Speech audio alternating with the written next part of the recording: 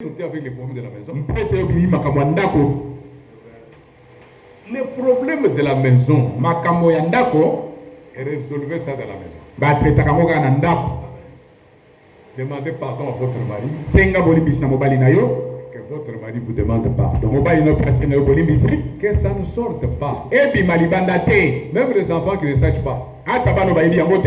C'est ça. Beaucoup de couples ne savent pas comment on vit en couple.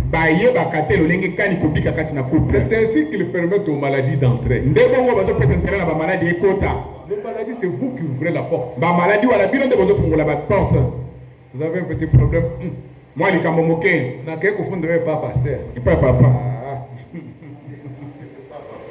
Je ne suis pas papa. Le papa, il attend là. La femme vient. Ah, papa. Non. Il y a des problèmes que vous devez résoudre entre vous. Il regarde votre maison. Cet homme qui est allé se repentir, il a dit au pasteur, les problèmes que j'ai débordent du cadre de ma maison. Le pasteur a dit, ah, bon, alors c'est sérieux. Il lui a demandé, je vais le dire même devant les caméras de télévision. Je vais me repentir. Je vais confesser. On a appelé la caméra. On a appelé l'homme. On a appelé la femme. On lui a demandé, que représente cette femme pour toi? C'est ma chérie. C'est ma femme. La mère de mes enfants. On a demandé à la femme, que représente cet homme pour toi? C'est mon mari. C'est le chef de la maison. Il m'a donné 2 jumeaux.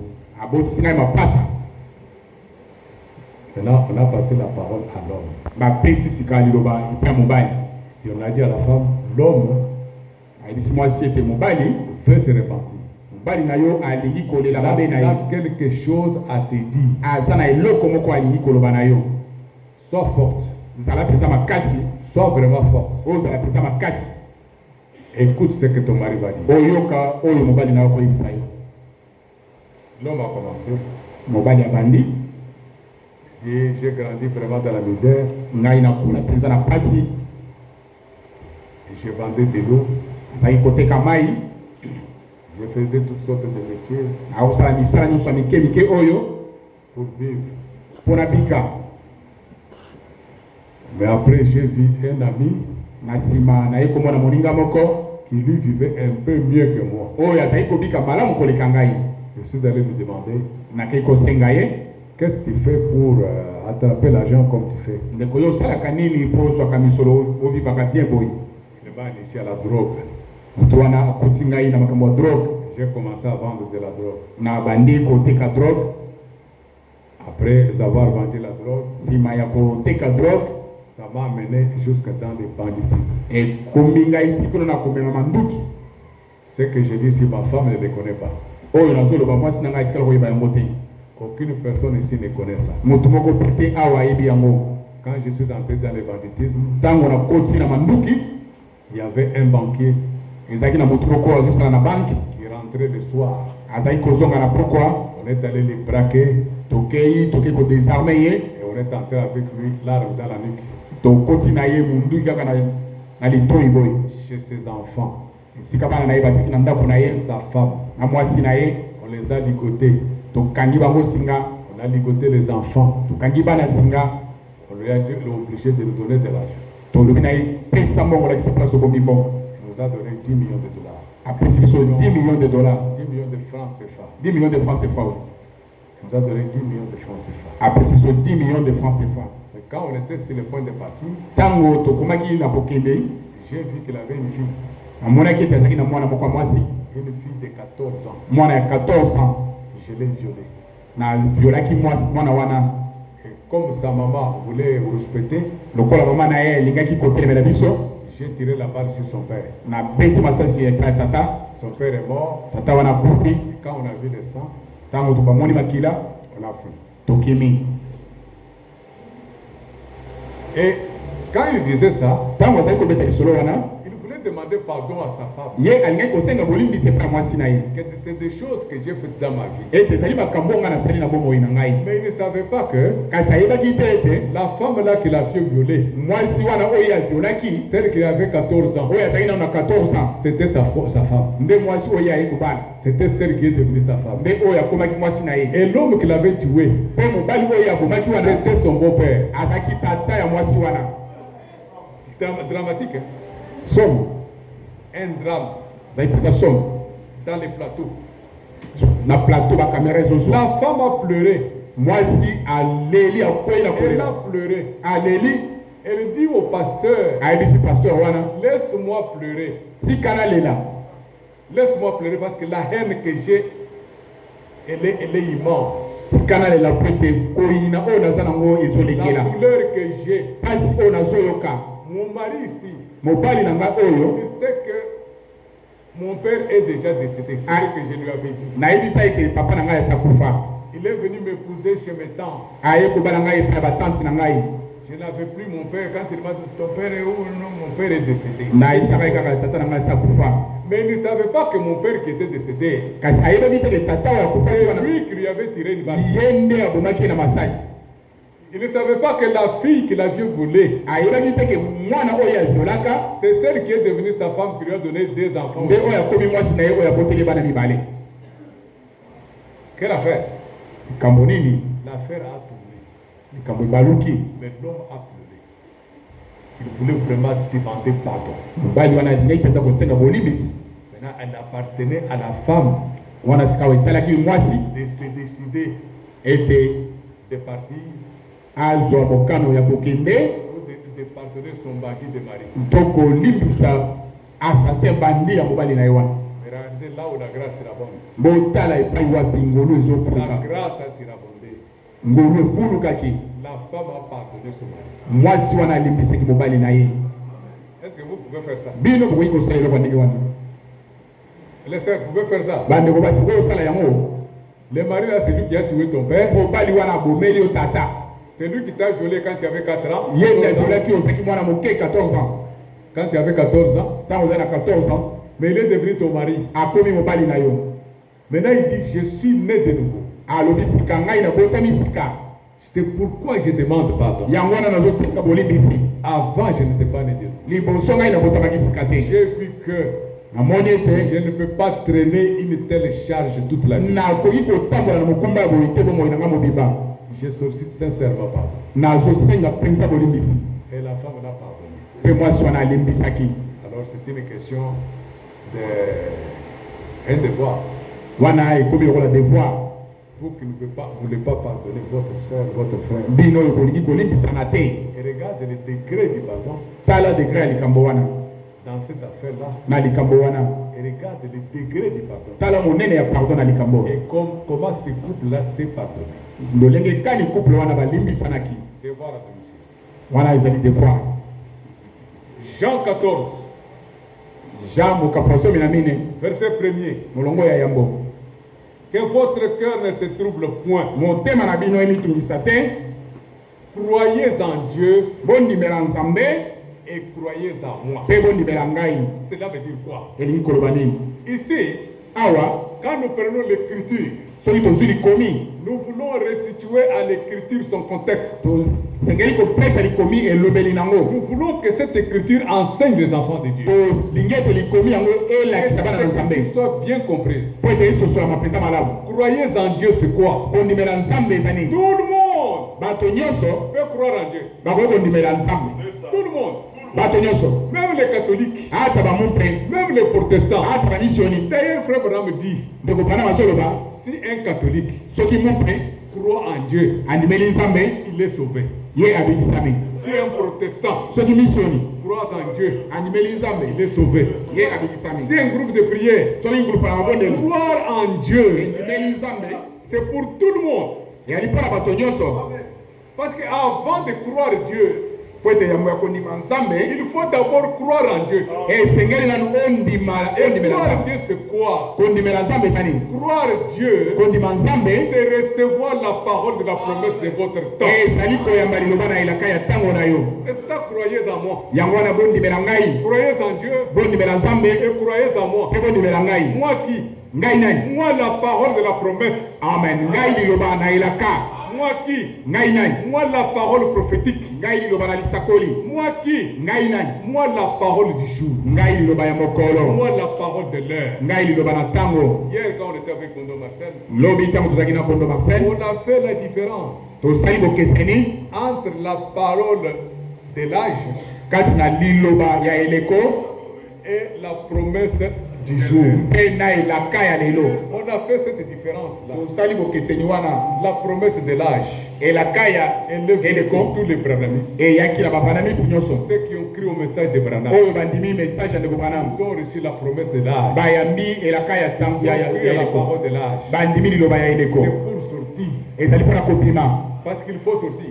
po te esengeli kobima Mais ne pas seulement sortir, kasi kobima kaka te mais il faut entrer. mpe kokota Ils sont sortis. babimaki Ils ont cru. bandimi Ils sont sortis. Babimi. Mais quand ils sont sortis, kasi ndenge babimaki ils sont entrés dans les tonnerres. bakoti kasi na Ils sont entrés dans Tonnerre. les interprétations. bakoti na Ils malimboli sont entrés dans des choses. bakoti na babiloko Ils sont sortis, babimi mais ils ne sont pas entrés. kasi bakotaki te Comment ils Amen. doivent entrer? C'est recevoir la promesse de l'heure. mpona kokota esengeli koyamba elaka ya ntango C'est recevoir la parole de l'heure. koyamba liloba ya ntango Celle qui les fait entrer dans l'âge de l'épouse. oyo ezokotisa bango na eleko ya mwasi na libala C'est ça le problème. likambo nde Donc wana ici, croyez en Dieu. bondimela nzambe C'est-à-dire, elingi koloba soyez sauvés. bobikisama Croire en Dieu, kondimela c'est nzambe pour le salut. ezali mpona lobiko Croire en Dieu, kondimela nzambe c'est pour tout le monde ici qui tient la ezali mpona Bible. bato nyonso Tout le monde qui tient la Bible. bato nyonso basimaka biblia Tout le monde qui va à l'église. bato nyonso bakendaka eklesia Croire en Dieu. bazondimela nzambe Mais est-ce qu'ils croient Dieu? eske bazondima nzambe Ils ne croient pas Dieu. bazondima nzambe Parce te que croire Dieu, po ete kondima c'est nzambe croire à la parole de la promesse de ezali votre temps. kondima liloba na elaka ya ntango na yo C'est ce que Jésus l'a dit. yango wana elobani awa Il n'avait pas compris.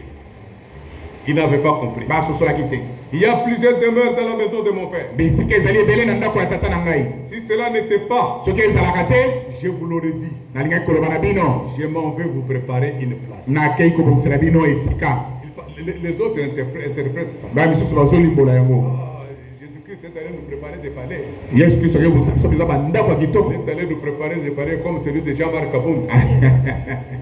Il est allé nous préparer des palais. akei kobongisa biso bapale bandako Il n'est pas allé préparer les palais. akei kobongisa bandako te Il n'a pas des architectes au ciel. baarchitecte baza kuna na lola te Il n'y a pas la caillasse au ciel. kayasi eza kuna te nsima mpe te Et du sable. zelo kutu Et te du ciment. ata nsima te Pour construire des palais. mpo batongela bino bapale kuna Jésus yesu est allé nous préparer des corps. amen yesu akei kobongisela biso banzoto C'est le corps qu'il est allé nous préparer. akei kobongisela biso banzoto 2 Corinthiens 5. Lisons. bakorinto ya mibale mokapo ya mitano Ah. Les gens souffrent parce qu'ils n'ont pas l'interprétation de la parole. bato bazomona 2 Corinthiens 5. Il dit, Obi, nous savons en effet toyebi boye que cette tente où nous habitons sur la terre ete soki ema oyo tokovandela na mokili oyo est détruite, yango ebebisami nous avons dans le ciel tozali kuna na lola un édifice na ndako moko qui n'est pas l'ouvrage qui n'est pas un édifice qui est l'ouvrage de Dieu, ndako oyo ezali mosala ya nzambe une demeure éternelle efandelo ya seko qui n'a pas été faite de main d'homme. oyo esalemi na maboko ya bato te C'est quoi?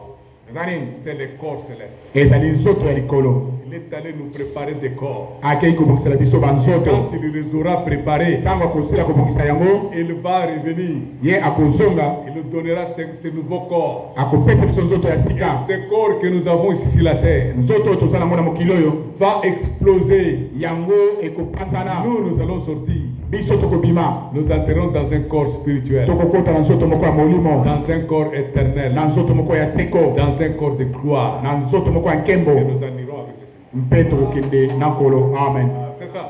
yango wana Donc Jésus boye Yesu est allé nous préparer des corps. akei kobongisela biso banzoto C'est écrit ici. yango wana azoloba Il y a awa plusieurs demeures dans la maison de mon père. ezali na bisika ebele na ndako ya tata na Si ngai cela n'était pas, soki yango ezalaka je te vous l'aurais dit. nalingai koloba na bino Mais je vais vous préparer une place. kasi nakei kobongisela bino esika Lorsque je m'en serai allé ntango nakosila kokende et que je vous aurai préparé une mpe place, nasili kobongisela bino esika je reviendrai. nakozonga Je vous prendrai avec moi. nakozwa bino elongo na Afin ngai que là où je suis, natie ete epai ngai nakozala vous y soyez aussi. bino bozala kuna te Il est allé nous préparer des corps. akei kobongisela biso banzoto Mais cette venue, kasi boyei wana cette venue du Seigneur, boyei oyo ya nkolo quand il reviendra, ntango ye akozonga nous donner le corps. kopesa biso banzoto C'est la venue qu'on appelle le retour du Seigneur. yango wana babengi bozongi na nkolo Ça, c'est le retour du Seigneur. wana ezali bozongi na Mais nkolo il y a plusieurs venues. kasi ezali babozongi ebele Jésus yesu nous a promis, par exemple, de venir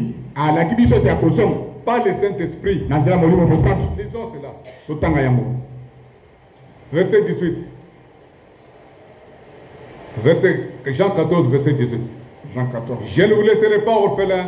nakotika bino bitike te Je viendrai à vous. nakoya epai na bino Encore un peu de temps. oye mwa ntango moke Le monde ne me verra plus. mokili komona ngai lisusu Et te vous me verrez. kasi bino bokomona ngai Car je vis. ngambinga nazobika Et vous vivrez aussi. mpe bino bokobika Verset 20. batu mibale En ce jour-là, na mokolo wana vous connaîtrez que je suis en mon Père, bokoyeba ete ngai nazali kati na tata na ngai que vous êtes en moi mpe bino bozali kati na et ngai que je suis en vous. mpe ngai nazali kati na bino. Celui qui a mes commandements qui garde. On va au verset 23. Kana mlongo batu mibale na misatu Jésus lui répondit, yesu ayanoli ye si quelqu'un m'aime, soki moto alingi ngai il gardera ma parole. akobatela liloba na ngai Mon Père l'aimera. tata na ngai akolinga ye Nous viendrons à lui tokoya epai na ye et nous ferons notre demeure à lui. mpe tokosala efandelo na biso kati Cette na ye venue, c'est le Seigneur.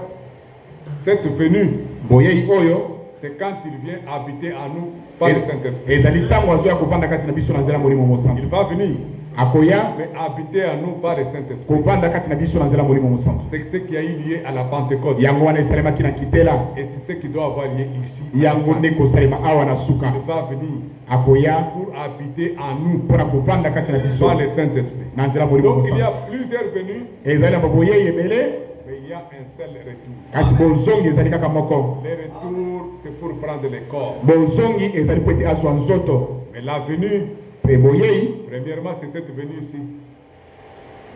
C'est cette venue ici. eza nano boyei oyo Il va venir pour habiter en nous. ye akoya mpona kovanda kati na biso Quand il viendra encore prendre les corps, ntango akoya kozwa nzoto et quand il aura pris les corps, mpe ntango akosila kozwa il nzoto viendra encore akoya lisusu pour habiter avec nous sur la terre, mpona kovanda na biso na mokili dans les milléniums. kati na nkoto yoko Cela introduit yango ezokotisa le sujet du retour du Seigneur mokonza oyo ya bozongi na nkolo que nous allons développer, oyo tokofungola ou que les frères pourront développer oyo bandeko bakoki kofungola dans la suite. na poso oyo ezobanda Loué et remercié soit le Seigneur. akomisama azongisama matondi azala nkolo Qu'il vous bénisse. apambola bino banso Amen. amen Nous allons prier. tokobondela De mon divin roi, j'ai marché et marché à la lumière de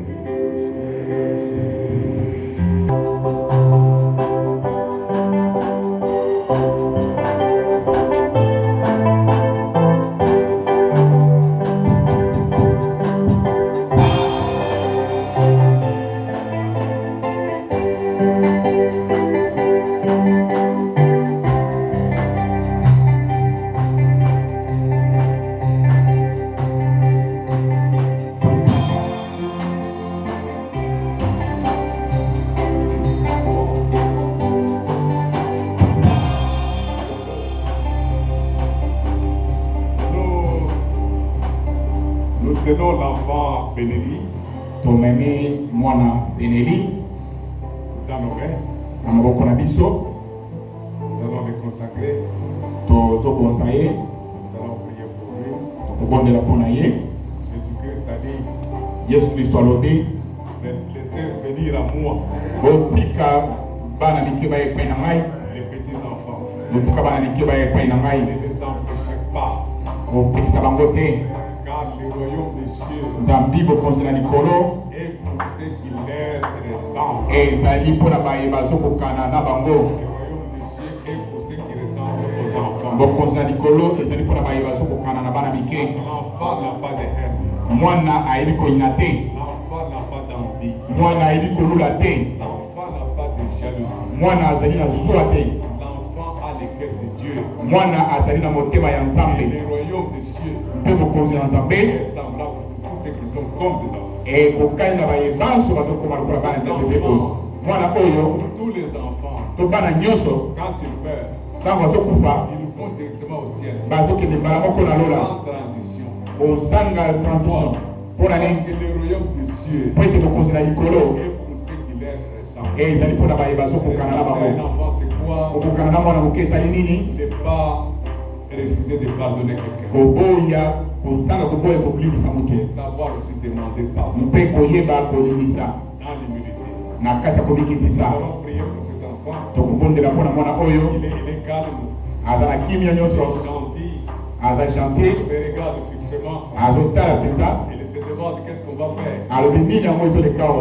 On va prier pour toi. tokobondela mpona yo bebe Pour que le Seigneur t'aide. po ete nkolo asunga yo. Amen. amen. Prions. tobondeli Bien-aimé Père Céleste, molingami tata na likolo, prenons cet enfant dans nos mains. tomemi mwana oyo na maboko na Cet biso, enfant qui est le fruit de l'amour mwana oyo azali mbuma ya bolingo entre ces couples.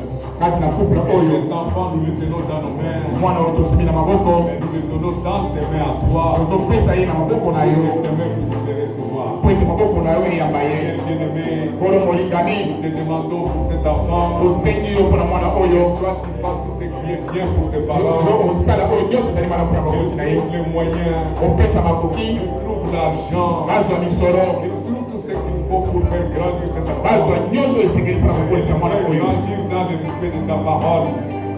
Dans le respect de ta parole. na kati ya kotosa liloba na yo, Faire grandir akola dans le respect de tes lois. na kotosa maloba Dans na le mibeko na respect yo, de tes ordonnances. Dans le respect de tes préceptes. atosa malako na yo. Bien-aimé Seigneur, molingami nous nkolo, remettons cet enfant entre tes mains. totiki mwana oyo na maboko Et na toi, yo, tu puisses le bénir yo okoka kosimba ye pour ce siècle mpona et eleko pour oyo les siècles à mpe venir. mpona bileko ekoya, Au nom de Jésus-Christ, na nkombo na yesu kristo nous avons prié, demandé ainsi. tobondeli mpe tosengi boye. Amen. amen. Oh, il dort maintenant. Là, il a ayoki mpenza libondeli, il faut amener les enfants au Seigneur. esengeli koya na bana epai na nkolo, Les laisser entre les mains du Seigneur. kotika bango na maboko na nkolo. Amen. amen. Amen. amen. Été prêché eloko ya kitoko elobamaki des choses très puissantes. eloko ya makasi C'est croire seulement ezali kaka kondima et demander que le Seigneur nous aide pour que cela soit toute une vie en nous. kosenga mpe na nkolo asunga biso mpo ezala bomoi mpo na biso. Est-ce qu'il y a quelqu'un qui a prié avec nous pour la première fois? ezali na moto asambeli na biso ambala na ye ya yambo. Si vous êtes là, mettez la main en l'air. soki ozali wana tombola loboko. Ah, c'est le frère. On vous a déjà présenté. ndeko basi batalisaki Que Dieu vous bénisse. nzambe apambola bino. Nous sommes là le mercredi et le vendredi tozali awa mokolo ya misato mpe ya mitano de 16h jusqu'à 18h. kobanda 16h ti 18h. Et le dimanche aussi à partir de 10h30. mokolo ya yenga kobanda 10h30. Nous avions eu de bons témoignages tozwaki matatoli ya kitoko dès l'introduction de la parole. ya bokoteli ya liloba. J'avais souhaité que le frère Marcel Bondo soit là, alingaki ndeko Marcel Bondo azala wana mais il est venu après le témoignage. aye nsima ya litatu. Que Dieu te bénisse. Nzambe apambola Ça fait yo longtemps. Vous pouvez vous approcher, frère. Venez. kusana. Nous avions appris que le frère prêche la parole. toyebi ye tolobani ete ndeko ateyaka liloba. Le message, la parole nous dit honorer le prédicateur.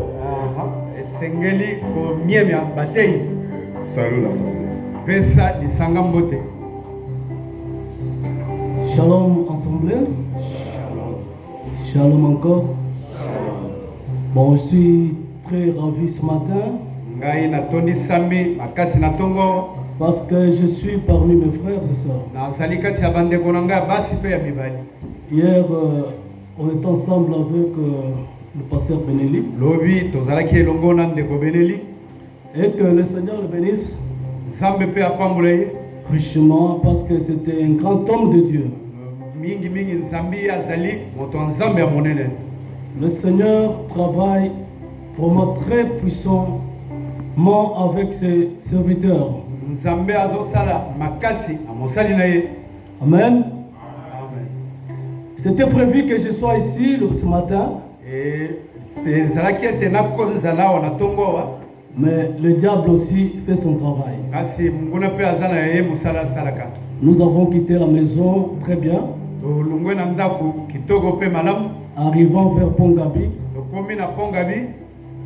On a failli faire vraiment un grand accident avec le Olingaki véhicule. kosala accident moko ya makasi na mutuka. Donc le frein c'était vraiment presque fini, terminé. Frein esilaki na mutuka. Dieu a fait grâce. Asi nzambe asali ngolu. On n'était pas dans une grande vitesse. Tozalaki pe na mbangu ya mingi te. C'était juste dans un embouteillage là. Ezalaki bisika mituka ezalaki ebele. Donc quand mon chauffeur a voulu un peu freiner, Tango chauffeur na ye amekaki ko telema. et c'était vide, il est allé cogner derrière un D57. Ake ko tuta na 207 moko wana. Et il n'y a pas eu tellement de grave. Azui peza libako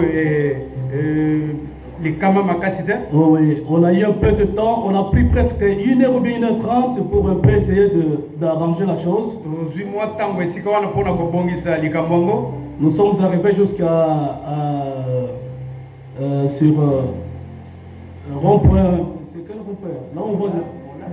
Bala moko. Quand pasteur a pris Ésaïe 54, Tango mobateli azui Esaïe 54. et j'ai compris directement que nous avons Dieu. Aha, na yoki malamu ete biso toza na nzambe. Par rapport à ce qui nous arrivait Akoleka oye komeli biso. en route, Akati ya nzela. c'est-à-dire Dieu est avec nous. Ekoloba nzambe azali elongo na biso. Et Christ en nous, Et puis Yesu kati na biso. c'est l'espérance de la gloire. Ezali elikia ya nkembo. Vous savez la coïncidence qui est arrivée. Oyebi oye komi lelo. J'étais en train de chercher ce passage-là dans la Bible, Azalaki na kati ya koluka likomi wana na Biblia. dans le véhicule. Na kati ya mutuka. J'avais tenu la Bible comme ça.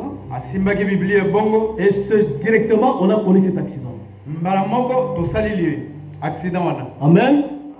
Quand j'arrive ici, Tango na komi awo. et le pasteur a encore flashé cela. Pasteur abimisi yango pe lisusu. Donc, quand Christ est en nous, Tango Christ azali kati na biso. c'est l'espérance de la gloire. Ezali elikia ya nkembo. Et nous pouvons lire ça, je pense, aux heures. Donnez-moi un peu. Tokoki Même, kotanga yango. bon, chapitre 2, verset 9. Age ya mibale mulongo ya mwambe. La Bible déclare: Biblia ezoloba. la gloire de cette dernière maison Nkembo ya ndako ya suka sera plus grand que celle de la première, de celle de la première, ekozala munene koleka ya oya yango. dit l'Éternel des armées. Elobi yawe Et c'est dans ce lieu ezali na kati na esika que oyo je donnerai la paix, nde bisika ngai na kopesa kimia. dit l'Éternel des armées. Oyo elobi yawe ya bibele. Christ en nous, Kristo kati na c'est biso la parole révélée de l'air. ezali liloba oyo efungwami C'est la ya parole de la promesse. liloba pe ya elaka.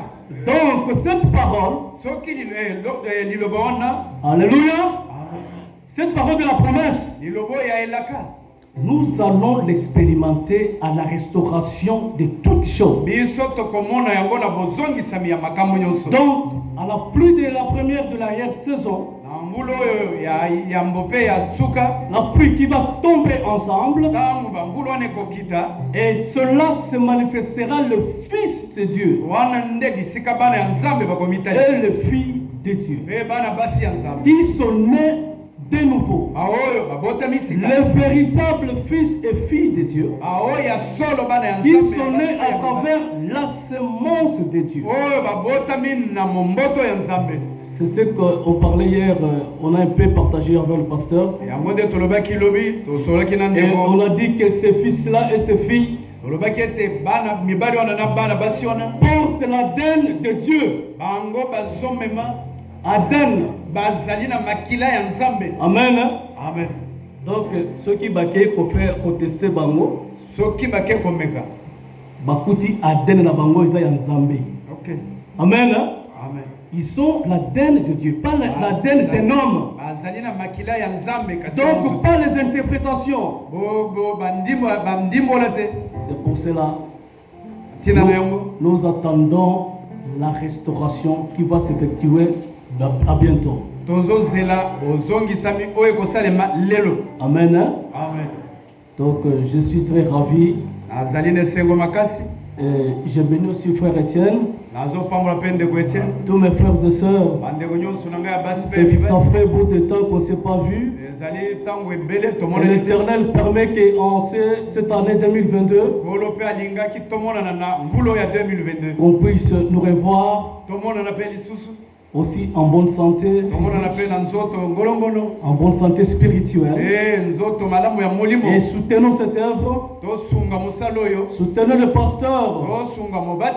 Vraiment, amen. Priez pour les serviteurs de Dieu. Que le Seigneur vous bénisse. Qu'il te bénisse aussi, mon frère. Nous avons tellement le désir de t'écouter encore plus.